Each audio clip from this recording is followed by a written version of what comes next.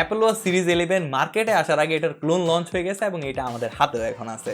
এটা হচ্ছে HK11 Pro Max। ভাই এটা 2.02 ইঞ্চেসের অ্যামোলেড ডিসপ্লে, এত মারাত্মক, এত ব্রাইট এবং এত ভাইব্রেন্ট, মানে এক কথায় করা লাগতেছে।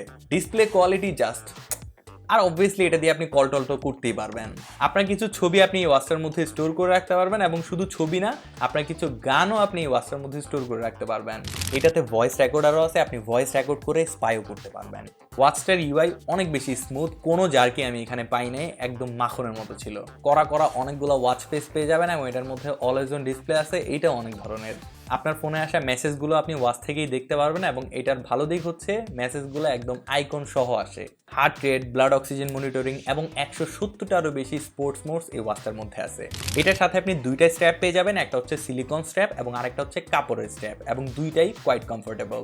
আর অ্যাপল ওয়াচের স্ট্র্যাপও আপনি এটার মধ্যে লাগাতে পারবেন। ওয়্যারফিট প্রো অ্যাপের সাথে কানেক্ট করে আপনি ওয়াচটা আরও ভালোভাবে কাস্টমাইজ করতে পারবেন। ওয়্যারফিট প্রো অ্যাপের মধ্যে অনেকগুলো ফিচার আছে, যেমন ওয়াচ ফেস চেঞ্জ করা, নোটিফিকেশন এখান থেকে চেঞ্জ করা, এবং ডেটাগুলো আপনি অ্যাপ থেকে দেখতে পারবেন।